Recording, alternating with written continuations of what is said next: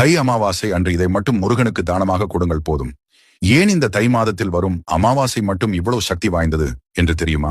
அதை பற்றி தெரிந்து கொள்வதற்கு முன், முருகனை உங்களுக்கு ரொம்ப பிடிக்கும் என்றால் ஓம் முருகா என்று சொல்லி எங்கள் முருகன் ஆராதனை சேனலை சப்ஸ்கிரைப் அண்ட் லைக் செய்து கொள்ளுங்கள். பொதுவாகவே இறந்தவர்களின் சாபம் மற்றும் அவர்களின் ஆத்மா செல்ல வேண்டிய இடம் அப்படின்னா அது காசி. இந்த ஆத்மா அங்கு சென்று சேரவில்லை என்றால் உங்கள் வீட்டில் தொடர் பிரச்சனைகள் ஏற்படும். துர்சக்திகள் உங்கள் வீட்டை தேடி வரும். வீட்டில் உள்ளவர்களுக்கு அதிக உடல்நல கோளாறு, சுப காரியங்கள் தள்ளிக்கொண்டே போவது என்று வீட்டில் அதிக துயரங்கள் வந்து கொண்டே இருக்கும். இதற்கு நீங்கள் செய்ய வேண்டியது ஒன்றே ஒன்றுதான்.